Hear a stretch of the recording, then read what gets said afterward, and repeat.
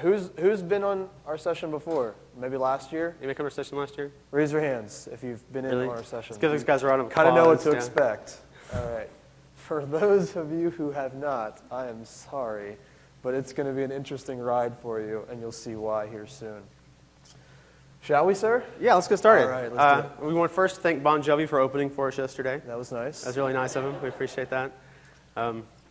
This is SharePoint 2013 Fun with Social, CSOM, and Windows 8. Yeah, we were going to name it meh Eh. with SharePoint Social and CSOM, but they made us change it to fun. They said it had to be fun. So if it's not fun, it's not our fault. You know. Yeah. So who are you, man?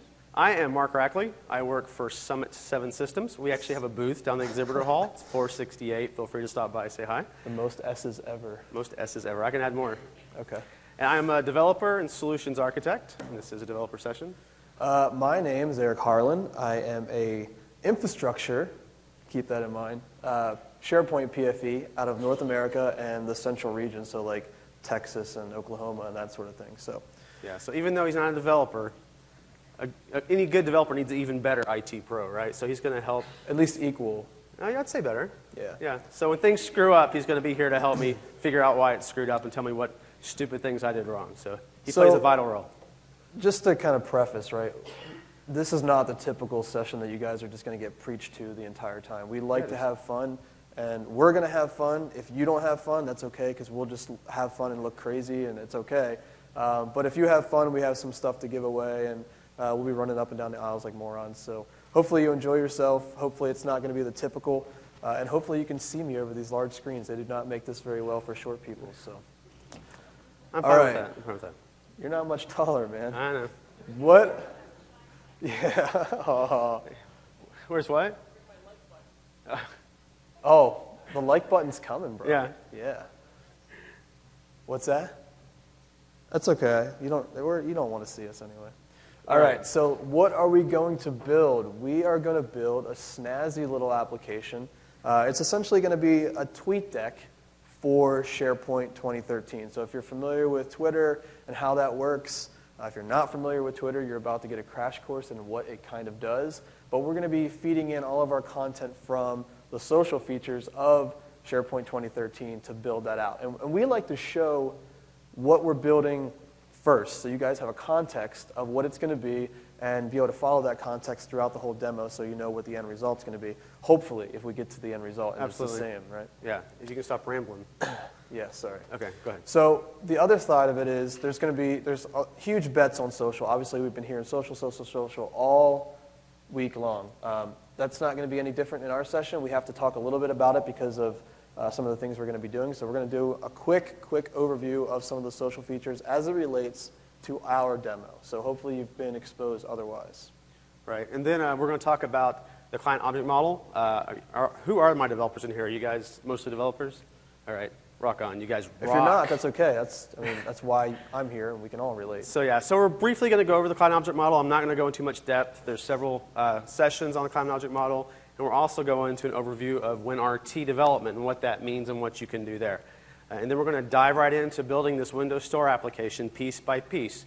You guys are going to get to go through exactly the same pain I went through building this, right? You're going to see some of the errors I went through. You're going to see some of the headaches. And so when you see that, you know at least half of the errors you see are planned. At least half. That's what we're doing at the end there. Just half of them? At least half. Okay. Awesome. Yeah. So let's show you what the application is first, so you guys have that context, and then we'll go from there.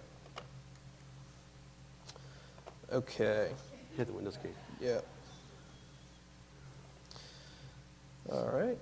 Let's jump on over here to our app, and we'll fire this thing up. This picture was taken last year, actually, It's at our Anaheim. jump shot from Disneyland last year.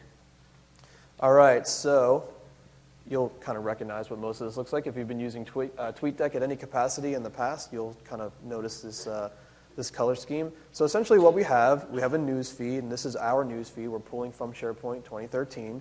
Some of our comments and posts, and we got some reply ability. We have the ability to like. We also have the ability to look at the documents, sites, users, and the tags that we're following within SharePoint 2013. So this is, the concept of this is You don't always have to be within SharePoint to be able to consume SharePoint data, and especially that's the case with a lot of the social features as well. So shall we create a new post? Yeah, go for it. All right. I hope it doesn't break this time. Okay. Let's see. 20. 207. Okay. Yeah, this is the year 207. You didn't know that? So we'll post this back. It'll fire and refresh. Right. There we It's go. actually posting back. There we go. So this actually is posting back to our 2013 environment in our news feed, and we'd be able to see that, as Mark will show you here. Yes. If we actually go to our news feed, you can see that. Do a quick refresh. Is anything quick? Nothing is quick. Okay.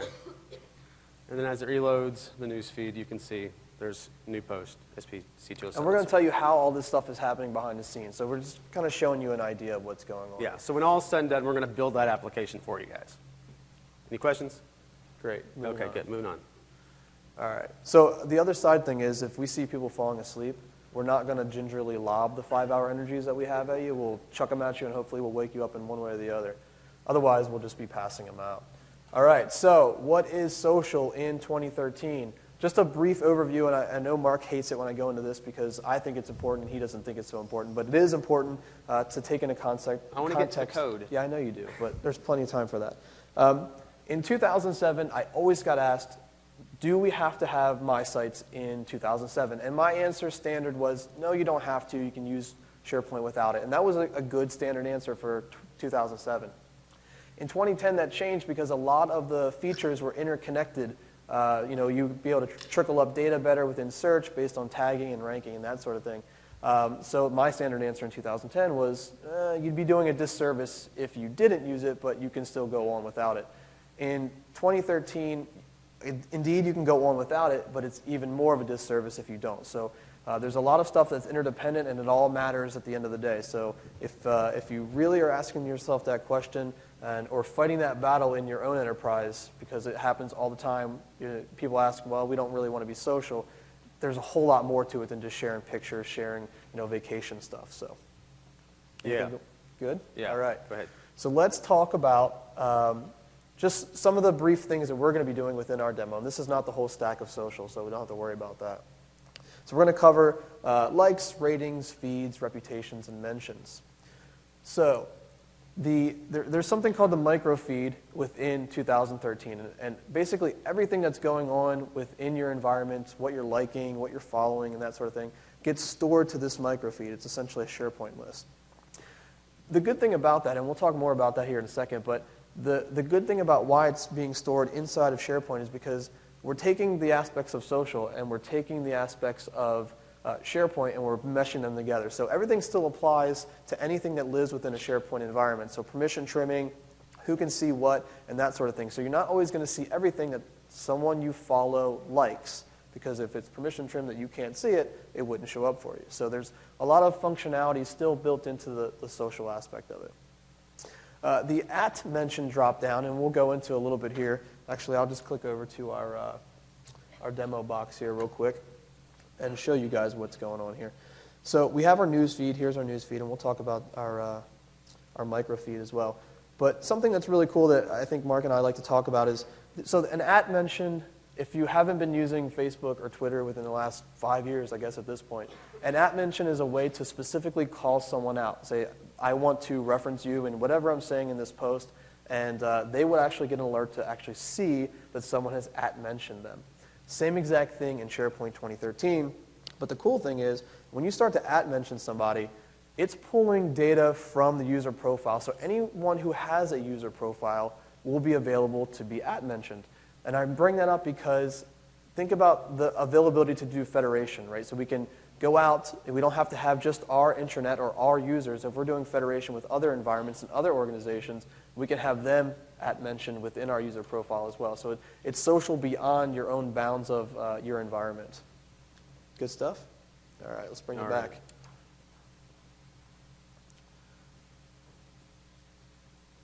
All right, so there's another aspect, again, the SharePoint aspect of things, being able to follow some of the new sites that we're having with the rollout of 2013, some of the site definitions that we get. how users are interacting with documents, and essentially recommendations of content from SharePoint to that end user. And just real quickly, we have a couple new site definitions that we have. The community-driven site, that's just a way to get content bubbled up from multiple different places in regard to the context of who you are and what kind of information you want to consume. If you've been on a discussion board website or forum within the past 20 years, I guess, we're actually getting some really good functionality around that. Everything is essentially following the same paradigm of what bulletin boards have been doing for a long time. So being able to reward people for positively answering a question or giving points or achievements even. You can have a whole like Xbox theme achievement system. If Mark says something smart about IT Pro, he can get an achievement. It can happen. Maybe not, but anyway. The other piece that I really like to talk about is, I don't know if you guys have heard, and if you have, great. If you haven't, this is probably pretty important. There's some features that have stayed, some have gone away, and some have been integrated in different ways. The web analytics service application has been done away with, but the metric collection is still there. It's actually being done within the search service application. And that's important to bring up because as people are recommending things and they're ranking things, tagging, liking, and all that stuff, and I do a search on something, all that information is being referenced as to what information may be shown to me at that point of search results, and it can do recommendations as well. So it's really smart recommendations outside of just, well, this content is kind of like the content you're looking for, but this is saying, well, Mark thought this was really important. He liked it. He's following it. And I know you guys do a lot of work together, so maybe this might be important as well. So that information can be bubbled up both within your My Site as well as in search results. And then some more of the, like the specifics and how processes things work. Let's go into this guy. So let's show our microfeed here. I told you guys this was a list. You guys got that up? Great. Right. So if we go into our site contents here, and something really important to note, let me see where this guy is at. Right there, microfeed. Oh, right in front of my face? Yeah, right in front of your face. I was looking at this in a lot of the demo tests that we've done, and it's been in a different location because of resolution. Anyway, you'll see that cleverly hidden by my cursor, which I should probably move, 139 items. So there's a lot of interaction that's been going on in this demo site with liking things and following and posts and that sort of thing, and all that stuff gets stored within the microfeed list. You're being really quiet. I'm learning stuff. Okay. Yeah. So what we've seen so far, and this may change with how things bubble out, but these two list items seem to be persistent within the microfeed list. But if we go into them, we'll actually be able to see all the things that we've been talking about, all of our likes, the type, the microblog type, which assuming is alluding to what type of object is being stored in there, whether it's a like, whether it's a follow, and that sort of thing. But all of it, you can see, is persistent within this list. And that's important because we're going to be referencing that within building our application. Should we talk about App Fabric a little bit? Go for it. All right. So yeah. The App Fabric, okay, so there's probably whole sessions on just App Fabric, and you guys have probably been exposed to that pretty heavily at this point being Wednesday. The best way, if you haven't been exposed to it, to really understand what the App Fabric is if you think about it in terms of state memory for social interactions, right? So as someone is liking something or posting something, it gets stored within state memory. That's the App Fabric. And being able to be referenced later. But it doesn't stay there forever, right? So there's a timer job called the activity gatherer that every X amount of minutes, which is configurable, clears out that App Fabric cache. So it's kind of like if you're watching a Twitter column and you're following the SPC212 or SPC12 column. That's going so fast, like at Bon Jovi concert last night, I couldn't even keep up. But you don't really understand or need to have that understanding of the context of what happened 10 minutes ago. So that's always being refreshed and it's not persistent. Make sense to you? That makes sense to me. All right, that was a lot of IT Pro stuff. You all right? Yeah, okay. I'm a little dizzy. Okay. Well, can we talk code now? Yeah, we can talk a little bit code. So the other piece of this is we're going to be using the client-side object model to actually get our data in and out of SharePoint. And the client-side object model is, if you're unfamiliar with it, it just allows you to develop applications and you don't have to actually develop on the server. These were first introduced in 2010, but they've been greatly expanded on in 2013. And like with the stuff they're doing with social, which is really, really good stuff. And you can now utilize REST and OData. So that's also a great benefit. What are you posting there? Oh, you'll see. Okay, all right. So this is what the client object model looked like in 2010. You had your JavaScript library, your Silverlight library, and your .NET library. And these communicated on your behalf to the client.svc web service, which is located at VTI_bin of your site. Right? So in 2013, it doesn't look a whole lot different, except now you have this OData, and you also have it going to _API. This is actually mapped to VTI bin client service. So it's going to the same place. They've just mapped it for you to make it a little bit more friendly for you to get there. So we still have SharePoint client runtime for our CSOM DLLs, but now we have some more. We have the user profile DLL, which we're going to be using today for all our social features. Allows you to do follows, likes, unlikes. This is where everything takes place. And then there's some other libraries that are new, document management, publishing, and taxonomy. But besides them being on this slide, they don't exist anywhere in our session, so sorry. So CSOM still works the same way it did in 2010. If you liked it in 2010, if you were comfortable with it in 2010, you're going to be fine in 2013. You're going to be grand and ready to go. You create your context, you build your request, and you execute your query. The same recipe you use over and over with the client object model. But now we got more stuff we can do.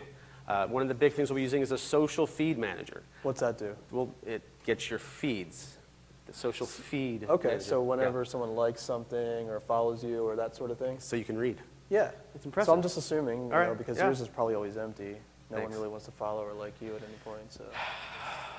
Thanks. Yeah, no problem. Okay. I read that. Best humor is self-deprecating humor. Yep. Okay. You also have the social following manager. Just like its name, this allows you to get followed content. I got nothing on that one. You can get good. Okay. All right. So you get your sites you're following, users you're following, documents you're following, and tags. There's a social actor object. An actor is a user, a site, a document, or a tag. And then you have social posts, and these are your actual newsfeed posts. It's got the text for the post. It's got the attachment information. It's got the like information. So we're going to be using these objects for doing everything we're doing within the user profile DLL. Here's an example query using the client object model. You can see we are creating our context, and we're passing to it portal.contoso.com. You'll also notice that's, well, you may not notice because you don't know this. This is not the URL to the my site where we actually go to for the news feeds. This is the URL to our portal home, our corporate site. You don't have to put the URL to your my site in, although that will work as well. But I find that kind of nice because I'm a lazy guy and I may know the URL to our site but not the my site, so it saves me a step. You don't have to tell them. They're going to pick that theme up, no problem. Good deal. So you can see I'm creating my social feed manager. I'm also creating some feed options. These feed options allow you to say, I only want to see the feed items that are newer than a certain date, older than a certain date, only return 2 at a time, 5 at a time. So it allows you to control how much data you're getting back. We're then calling get feed, but then again, it's the client object model. We have to actually execute the query to get the data back. Right? So this is kind of the same stuff we're going to be doing for the rest of our code. Quickly talk about WinRT. It is a different beast if you've never done it before. WinRT is a cross-platform application architecture written on Windows 8. They natively support both x86 and ARM architectures. So the application we're building today would work on your Surface if you could get it loaded on your Surface, but side-loading applications is a huge pain. If anybody's tried it, you've tried it, because I can tell. Yeah, so I wasn't able to show you the demo on the Surface today. I apologize for that. You can write using C#, VB.NET. You can use JavaScript. We will be using JavaScript. And you can use C++ in a thing called CX. I've never used CX before, so I couldn't tell you exactly what that is. It runs inside a sandbox environment to allow for greater security and stability. So, again, sloppy developers aren't breaking as much stuff. I'm not one of those. Sure. Now, what are you typing? You'll find out. Okay, let's talk a little about WinRT and JavaScript. So you can use JavaScript to develop your WinRT applications. When you're doing your visuals for your Windows Store apps, you can use JavaScript or XAML. I am not as proficient at XAML as I am at JavaScript, so I chose JavaScript for you guys. I hope you like it. You can use, it's HTML5 and CSS3 are supported. jQuery works really well. We'll be using jQuery as well. And you get a new control called WinJS, which adds a bunch of new controls for you. That link there takes you to a list of those controls. Some quirks about doing JavaScript, though, you cannot reference your JavaScript files externally. You cannot use those files on the content delivery network. They have to be local to your project. All the files that you need for your project have to exist with your project. You can't create new windows in JavaScript and WinRT, so you can't do alerts, you can't do prompts, you can't do open, move by. So you're going to get kind of frustrated doing some of the stuff you're used to, but you will find ways around it. What? Mark, somebody was yawning Who was while you were yawning? talking. Here it comes. Yep, you know it. 5 hour coming at you. Better catch. Somebody help her. Oh, you almost took her head off. She's awake now. Okay. So also, script injection is not allowed. You're going to be doing some things that you've normally done in JavaScript, and all of a sudden you're going to get an error, unable to put in dynamic content. It's going to drive you crazy because, like, I'm not trying to put dynamic content. I'm just trying to put my attribute in there. But there are certain elements, attributes, and CSS properties that you cannot use in WinRT because it is trying to stop script injection. You're also going to find that some of your favorite jQuery libraries, third-party libraries, may not work either because they're doing things with those elements and attributes or properties that WinRT does not allow. So that'll make you sad. This link down here has a list of all the elements, attributes, and properties affected. It's a good read. Whenever you've got some time to read, it's a long read. So let's actually get into this stuff and build it for you guys. It's a good thing we brought duct tape. Let's get some code. All right. So let's start up. I'm using Visual Studio Express. It's free. Yes, so everything I'm doing, you can do for free. I encourage you to actually do this at home. So I'm going to have to edit my normal tweet that SharePoint Designer is free. So I'm going to have to add Visual Studio Express as well. Yes. Okay. All right. So we're going to do a new project.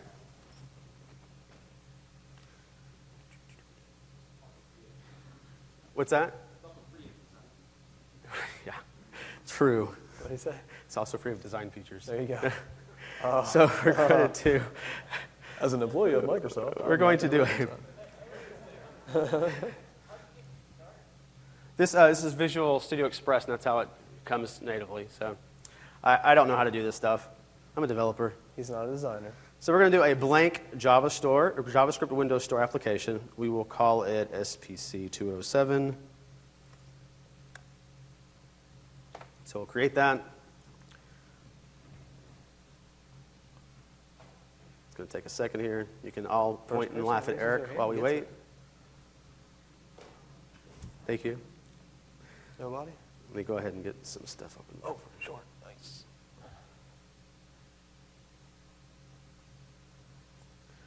Excuse me. All right, so you can see that we have some default files that get created. Can you guys see that all right? Let me go a little bit bigger. All right. So we have some default files that get created for us, a default JS that has some activation stuff it needs to do. You get some CSS files. You get a couple of images. This is where you get the images for your splash screen and your icon and stuff. These are all part of the project. And then we have a default HTML file, which just has plain HTML file. You can see that it has our references to some of our scripts we're using, has reference to our CSS, and our default JS, and there's just some content. So I can change this content to be Eric wishes he was a dev. And when I run it, the little run button. My job would be much easier, that's for sure. Oh. And your pay rate would go up. Yeah, that's okay. And Look at that splash icon.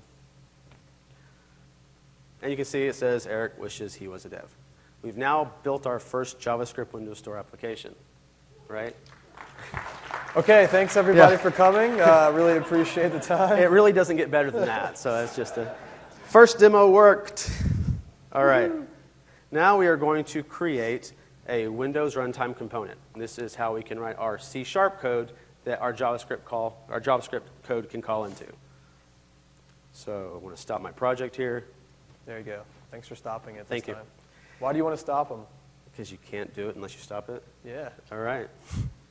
So we want to add a new project to our solution. We're going to select Visual C# Windows Runtime Components. And let's go ahead and call this CSOM. You guys taking notes? There will be a test. You're going to fail. It will be a very easy test. All right, so here's our empty class. Let's go ahead and rename it. I don't like class 1. We'll just call it social.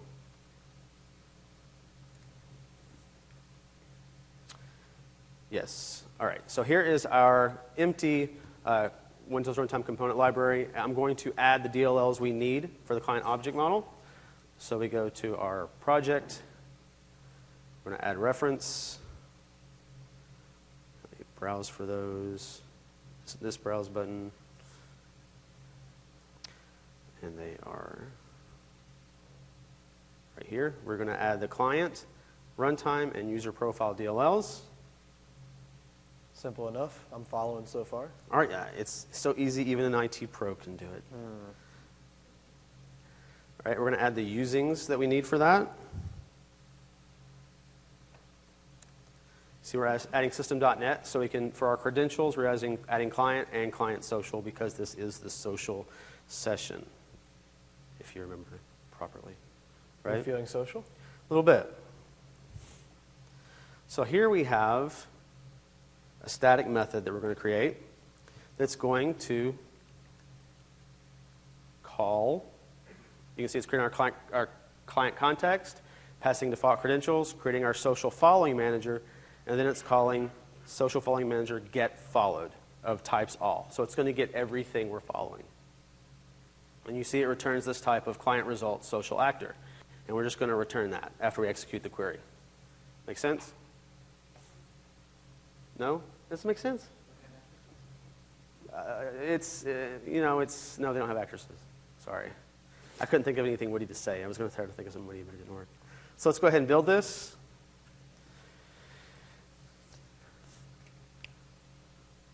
Oh, and I got an error. All right. What'd you do? It says it is not a valid Windows runtime parameter type. I bet I know what's wrong. What's wrong, Eric? It looks to me like there's not a valid Windows runtime type. Good job. Yeah. We didn't script that at all. Yeah. So if you have a public method and a Windows runtime component library, you have to return a valid Windows runtime component type. I'll keep you in line. The client result is not a Windows runtime type, so I cannot return that publicly. If this is a private method, it would work, but since it's public, I can't. So I've got to do something else to get my data back out externally. What are we going to do to do that, Eric? Huh? We didn't practice that far. Oh, okay. Sorry. So what I'm going to do, let's get rid of this one. Let's go private. Go private. I am going to create a class. Well, this screen is small.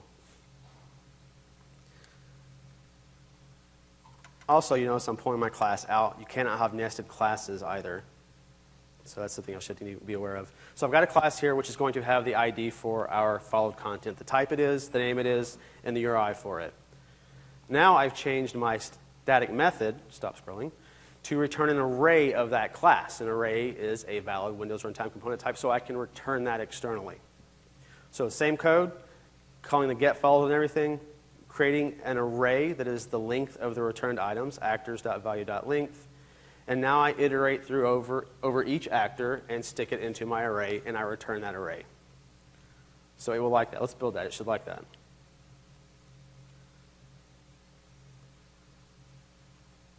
And it succeeded. So yay, there was much rejoicing.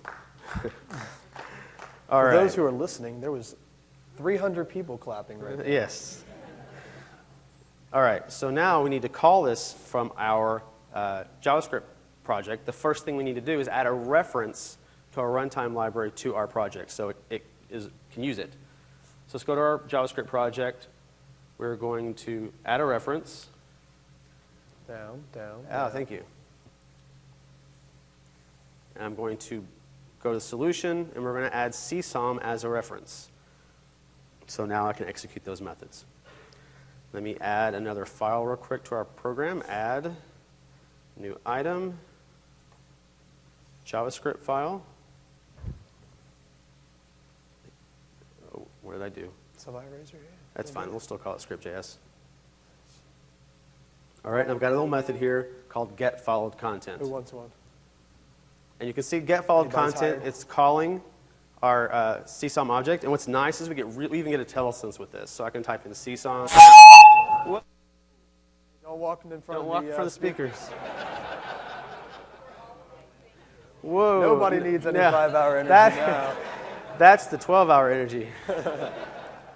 All right, so if you see I get CSOM, it sees CSOM. See CSOM. Wait, Say that real wait. quick. You're using IntelliSense? Do you even know what Because your IntelliSense job is? doesn't get any easier, man. No, I know. Look, I got social, and now I can say get followed content. I don't have to think anymore. I mean, it works really well. And As if you were doing that before. the IntelliSense even works really well with the JavaScript too. So I can do document dot get element by ID. So I get really good IntelliSense with JavaScript too. So all you people making fun of JavaScript, saying, "Oh, it's not a real language," it's acting more like a real language to me. So after we get that followed content, we're going to iterate over that array of followed content, and we're just going to append it to an output div. That's what we're doing here with the script. I don't know why it keeps shrinking. So you can see there, get element by ID output, and just appending the name of it, the content index.name. And I even get IntelliSense on what's in the class, index dot, look at that, name. So I even get there. It's cool. I like it. I'm sorry. Devs like weird stuff, don't we? All right. What was that, peanut gallery? All right, so let's go to the default HTML page, and I want to add a button. So when I click the button, it's going to call a function to get followed content, and there's the output div we did. So let's run this. Did I forget anything? Oh, I do need to add a reference to my script.js I just added. You notice I add that script.js file, but we now have to tell our file that, hey, you can use script.js. So let's drag. And see, look, I can drag and drop script.js, and it puts the reference. I don't have to type in that even. Correction, your job did get easier. All right, so let's run it. People think we script this. We don't. This is total ad hoc. Shh, it might work. All right. Oh, would you like to see that? All right, what do I follow? Click the button. What'd What'd you do, man? All right, unable to connect to the remote server. I know. I was paying attention. Oh, I okay. was paying attention. All right, what's the problem? I'm pretty sure that it cannot see it because you're on a private network. Okay, what does that mean? So open up your application manifest. Okay. See, I shouldn't know this stuff. App manifest. Maybe. There Okay. we go. Capabilities. Capabilities. And we need to put a checkbox there next to enterprise auth and Okay. our private networks. And that's going to let you see, or that's going to let the app actually interact with the network that you're on. Oh, so it allows the communication. Yeah. You have to specifically tell it to allow the communication to take Yep. place. Oh, that makes sense. I want everything and I want it now. Gosh. All right. Is that Run it gonna- again. Yep, try It's it. going to work? Yep, You sure? maybe. All right.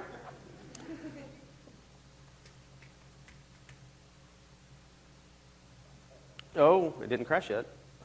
Yet. Oh, there's the stuff I'm Nice. following. So you All can see the right. users we're following, the sites, the documents we're following, and the tags we're following in a nice, ugly list. So we've written a JavaScript app. We've written a Windows Runtime Component app. You that would not make communicates- any money off of this with- app at this point. It's going to make millions. It's pretty. Dozens of dollars.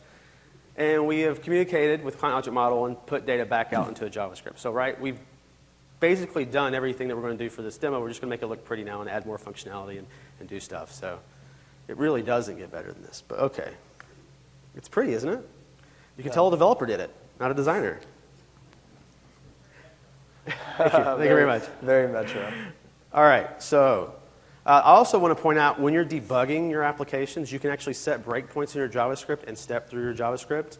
And you can set breakpoints in your C code in the same solution and step through the C code. However, you can't step through both of them at the same time, only one at a time. So what you have to do to even pick that is you go to your project, and you go to the project's properties. Then under debugging, you see it says debugger type script only. Then you see managed only. So you will check one of those for depending on which code you want to step through and debug. You also see one that says mixed, managed, and native. That doesn't work. So, well, it doesn't work the way I expected it to work. I'm sure it works exactly the way they designed it to work. So I thought mixed meant, oh, I can do both, but that's not what it means. These are recorded. I know. I said that. So I'm like, oh, that's You're gonna recorded get me fired. for perpetuity now. All right. So let's make this thing look a little prettier. So now we're going to add jQuery to the project because jQuery actually works really good with this stuff. So this is going to take a few minutes to add some files. You want to do some t-shirts. Yeah, because I've got got feedback going again. I've got to add all the images that I'm going to add jQuery UI, which is a utility library that has some cool stuff. I'm going to add another jQuery library called Simple Modal that I'm going to use for modal windows since I can't do alerts. And I'm going to add the CSS and images for all that. So the only reason why we do these sessions is to give away stuff that we don't want. I know. These have been in my closet for months. So all right. These are SharePoint Saturday Ozark shirts. Yes. Cool. Thank you very much. They are the coolest.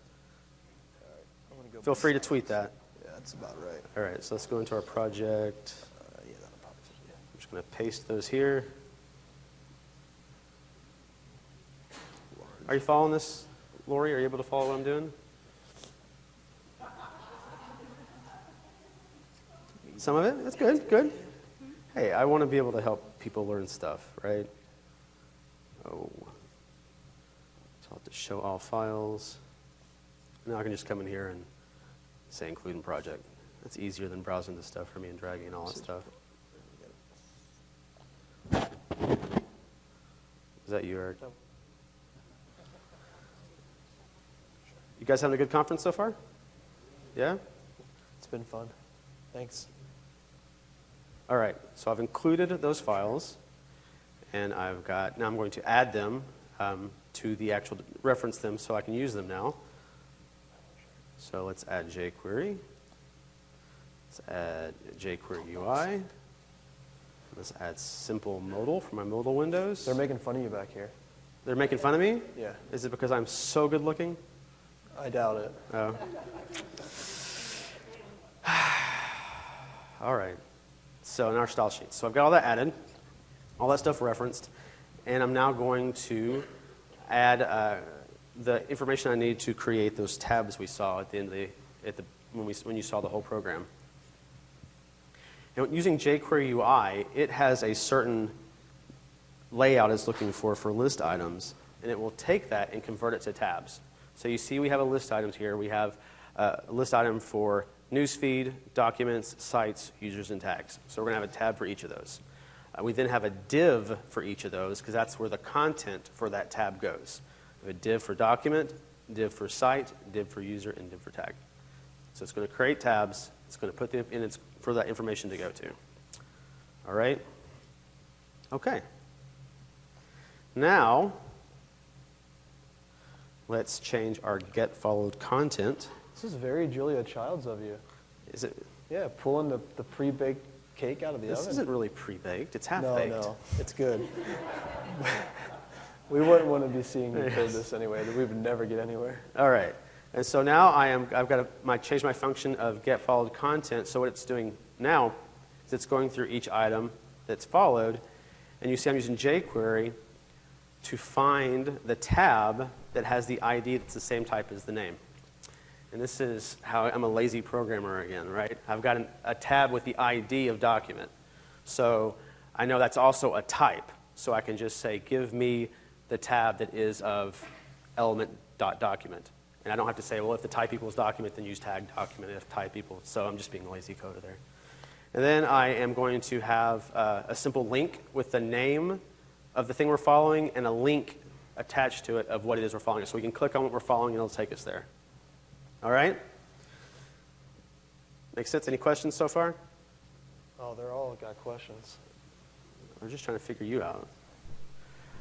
Because if it was green, we wouldn't know when to stop mowing the lawn. Whose idea was it to bring black shirts in a very dark room filled with thousands of people? All right. And so we're adding to my default JS. I'm adding this jQuery document ready. And what this is where your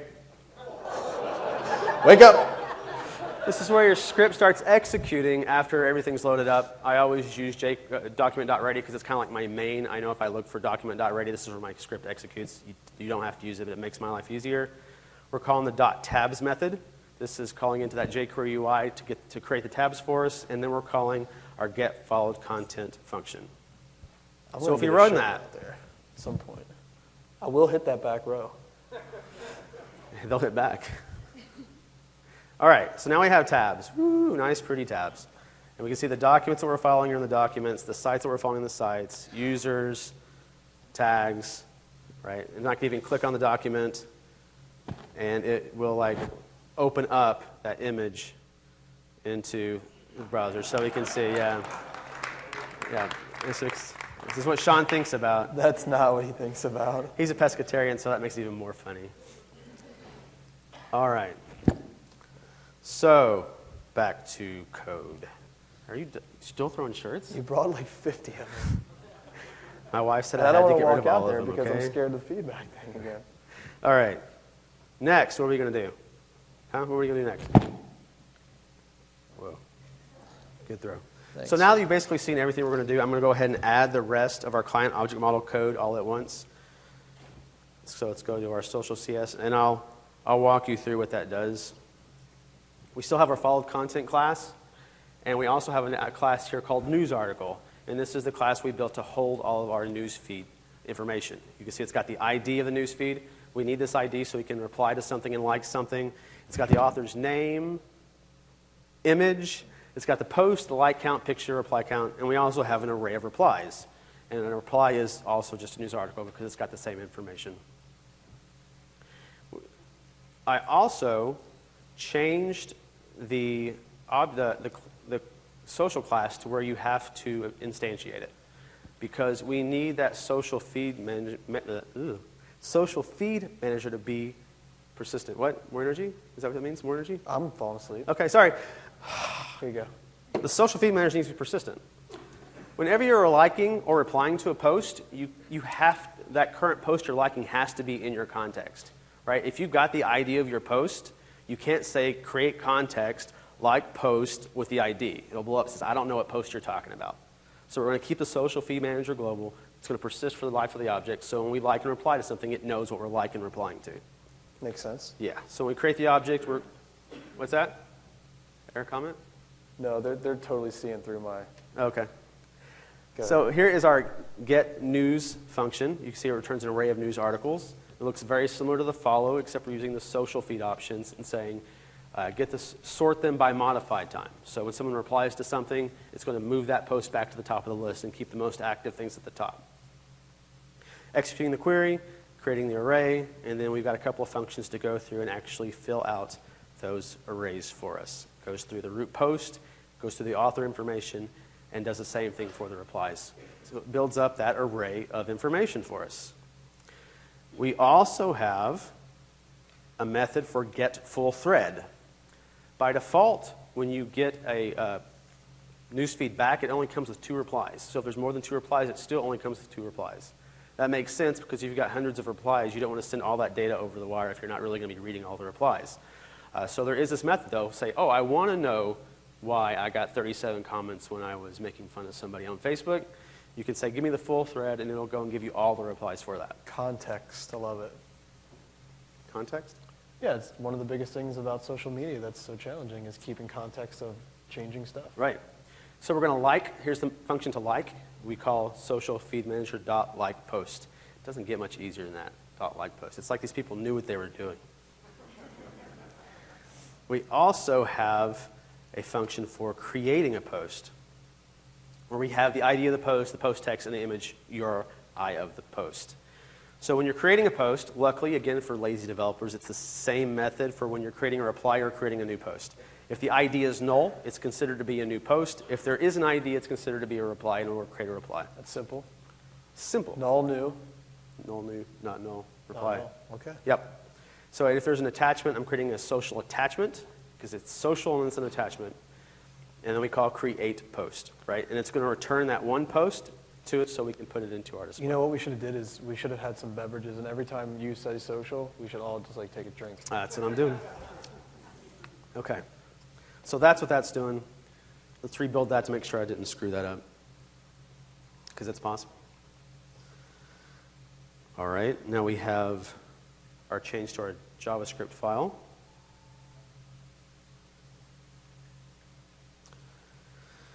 So what we're doing here is you're seeing something you shouldn't see yet. I'm now going to, at first, create this object, this CSOM object. We're going to make it global because, again, it needs to persist for the lifetime of our application so we can do our likes and replies and stuff. So when the user starts the application, we're going to create the object, and then we're going to call our getFollowedContent, our same getFollowedContent function, and then this new one called get newsfeed. So get newsfeed is going to call get news. It's going to return an array of our newsfeed, and then I'm going to store those articles in a list item as list items. So that way I can do other stuff to them later to make them look pretty. So here we have build post display, and you can see some really ugly but basic HTML. So basically, each post is a list item with the author's image, the picture, the name, and then the reply is actually stored as a table within that list item so you can keep the replies separate. I highly recommend that you do something with templating here maybe to make this look prettier, make it flow better. Hire a designer. Hire a designer, yes. But I like keeping things simple when I'm learning it especially. So it's just pretty much straight HTML here. And then I'm returning that list item. So I'm creating a list item for every newsfeed. All right. Believe it or not, I still follow. You're still following it? Uh-huh. Okay. So now we want to go to our default JS. Instead of calling get followed content, we want to call login. Right? Let's run it. See if I forgot to do anything. Awesome splash image. Ah, and there's all of our followed content. Yeah, that is pretty right? And you can see that it's really ugly, and you can't scroll, and it's just not formatted well at all. Right? So I'm a... Spell concert wrong. What's that? I don't know. I didn't try that. That's a good idea. What was the question? Can you use a data-bound control for this? A data-bound control. Yes. That's I have no idea. I have no idea. I would assume so. All right, but I'm not. That'd be too easy. All right, so what I'm going to do now is I'm going to show you how important CSS is. All I'm going to do now... Hey, there's a CSS designer in the house. Is there? Who's a CSS? Oh, I bet there is. And she's going to tell... Oh, she's going to tell me about bad color choices too, aren't you? I don't want to say specifically just a CSS. I'm sure there's a lot of other work that goes into it. But I know she knows it. She's helped me. She's smiling now. I see her. All right, so I'm going to go through... See, now I'm all nervous that she's here because it's like she's like, oh, that's, yeah. That's bad. I wouldn't Well, you've do already that. showed how ugly it was, so it's okay. So now I've got this same function, build post display, but now I've added classes to it. I've got a class thumb, a class name, class description. So I've added classes to it, and I have a style sheet that is pre-baked that I'm going to add to the application. Style.css. It's going to be up here. Oh, come on. All right, so all I did was add classes and add a style sheet. I didn't change anything else. Nothing up my sleeves. So we run the same code again.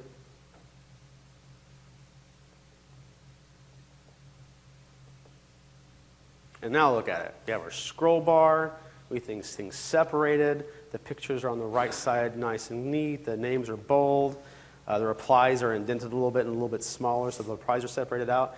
And so we were able to Heather, does this look acceptable? I mean, no? So far. Okay, so far? Kind of. So you can see just by adding styles, you can make it look a ton better. And this is why everybody needs to learn CSS, right? What's that? That's true. Got to have class. So wait. While you were putting in comments for me, you spelled them wrong. I spelled what? Your comments wrong? Yes. So it looks like I spelled them wrong. And what's your point? Where do you live? Arkansas. Arkansas. I do. So next thing we're going to do, we're going to make it, you have the picture's little thumbnail now. Well, we want to make it where when you click on the picture, it pops up that picture in a modal window so we can see the bigger version of that picture. So what I've got is I've got this function to show a picture. It's called show picture. Shocking, I know. It's like they knew what they were doing. You mean I knew what I was doing? Yes. Or we knew what we were doing. So what I'm doing here is show picture takes an element, which is going to be your image element as a parameter, and it's going to call that .modal. That's calling into that simple modal jQuery library, and you basically give that HTML. Whatever HTML you give that library, it shows in a modal window. Excuse me. So that's what's going on there. And now... So that modal window is just kind of like it's an in-page pop-up? It's like basically a floating div, if you will. So now I'm going to go to the actual picture over here, and I'm going to do on-click show picture this, right? So when someone clicks on the image, call the show picture function and pass to it this element. Pretty easy. That make sense? Something you would probably do? Sure. All right. So we run it. I know you did something wrong. Oh, another error. What does it say? A script attempted to inject dynamic So this is content. where that injection stuff comes in, right? So something that was Yes. so simple before, or you could do before, a little bit more challenging. this time Yeah, around. so it doesn't like us adding that on click event dynamically, so we can't do that. We've got to find a different way to get that click event onto our image element. I wonder what we can use to do that. I remember when it was called JavaScript. It still is JavaScript. We're going to use some jQuery. Is that okay to use jQuery? Thank you. Mark loves him some jQuery. Hey, it gets the job done. It pays my bills. So what we're going to do instead is after we're done building out the posts, we're going to go through with this jQuery here. And it's this jQuery says find every image with the class attached picture, and our image has the class attached picture, and attach a click function to it, and call the function show picture this. Make sense? So now when we run it, what'd you do? I'm passing out energy. Uh-oh. So now I should be able to Liquid click on format. it, and there, it shows the picture bigger. There's our little modal window. Yay, there was much rejoicing. Thank you. This is my good picture for SharePoint anger. Hey, you also bought 5-hour energies with black labels. Well, it's not actually 5-hour energy. It's like a 6-ounce projectile flying through. Okay, so now we can show the pictures in a modal. Now I want to get the like working. So when someone clicks on like, it'll send that back to our client object model code, and that like will actually happen. So let's do that real quick. I'm going to have a function called like post. And guess what it does? It likes posts. Oh, actually, likes replies too, but it's kind of the same thing. So you can see here, I am, again, using my element, and I'm going to get the attribute for the element, post ID. So we're going to get the ID of our post, we're going to store it in an attribute called post ID, and we're going to send that back to our client object model so it knows which post to like. And then when we get that post back, it's going to find the closest div, the container that had the like, and it's going to post the updated like count for us. That's what that's doing there. All right.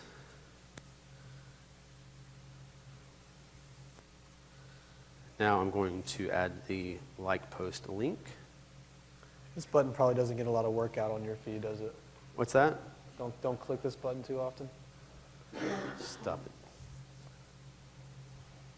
All right, so here we're doing here, you see I'm just adding a link with the class like link, passing in, creating an attribute called post ID, which is my post.id, and then like. And we learned from our previous time that I got to go through after the fact, and we'll go through using jQuery to add the function to the link. Beautiful. So when all is said and done, I'm going to go in and say find every anchor that's of class like link, and add the click function to it of like post and pass that to it.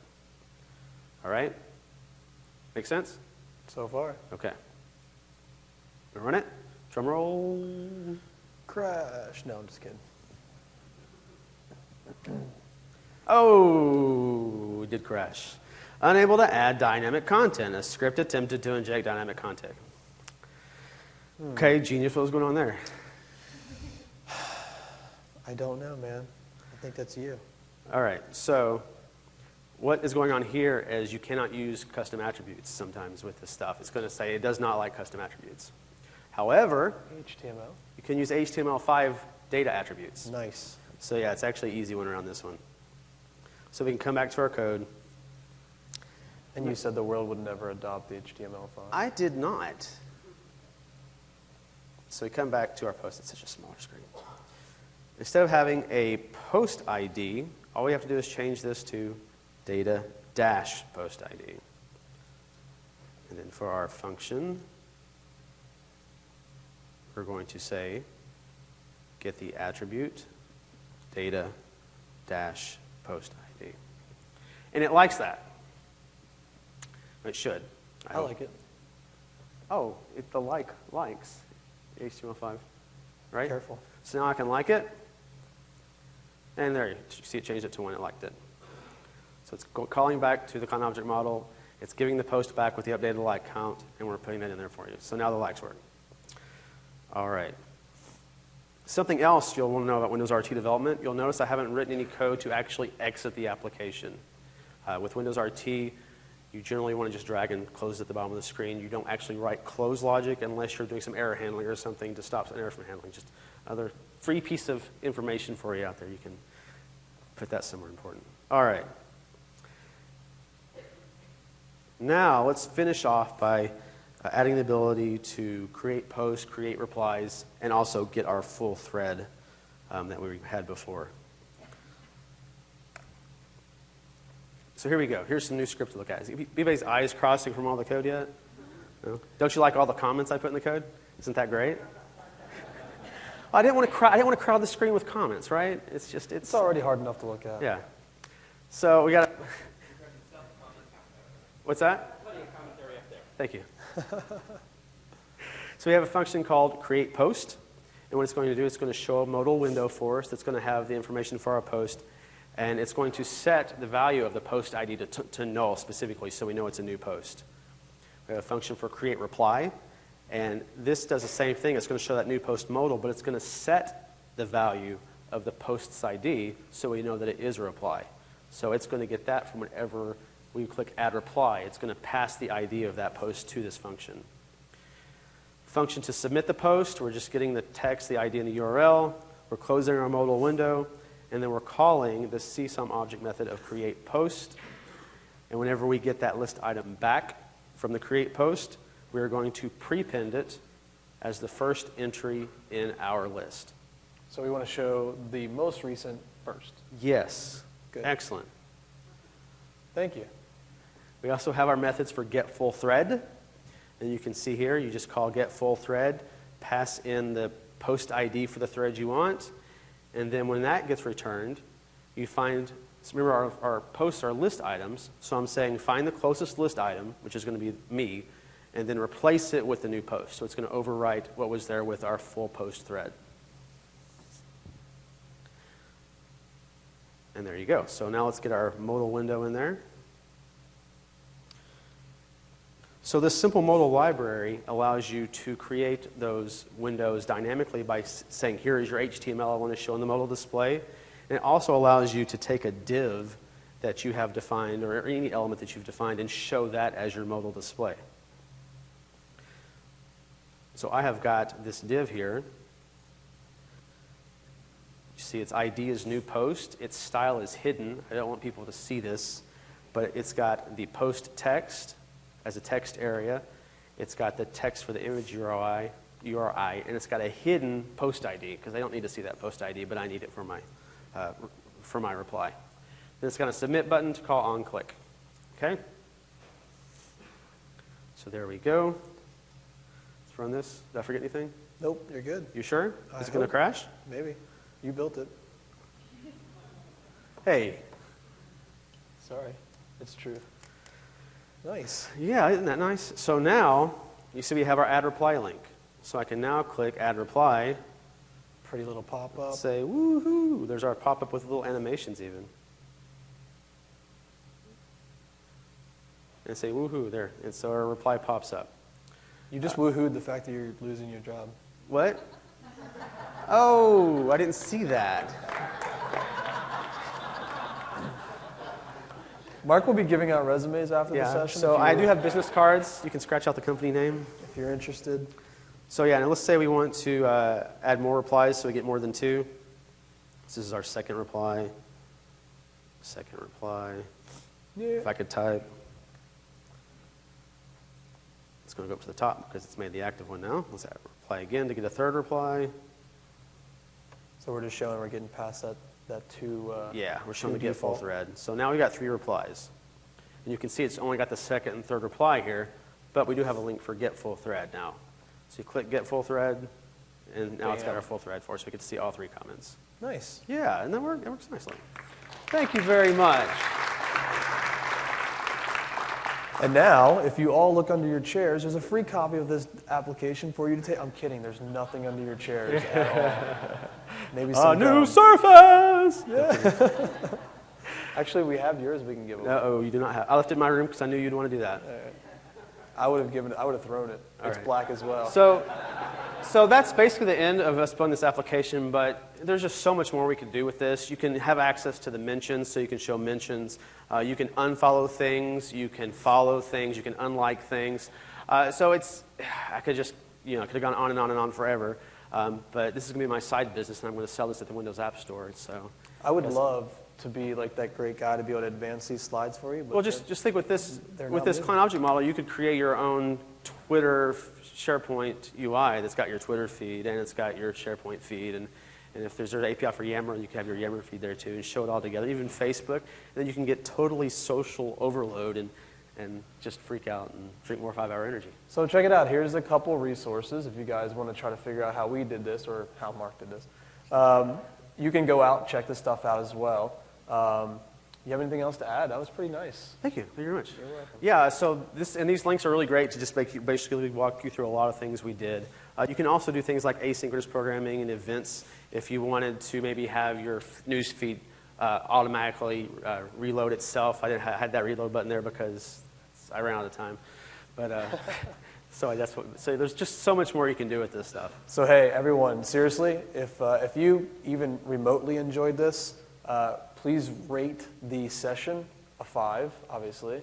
Or if you hated the session, 5 is also the worst. Yes, it is. This is true. Little known fact. Literally, and I'm being completely honest, the only way we come back is if we get good ratings, Yep. right? So if you had any fun, if you want to see this type of stuff again and not have to sit through just a bunch of boring code, if you want to sit through this stuff and actually laugh and dodge black projectiles in a dark room, please go out, rate the session. You can either do it on your phone or one of the stands outside. Yep. Awesome. So thanks, everyone, for coming. Really appreciate it. Yeah, thanks, guys. Appreciate it.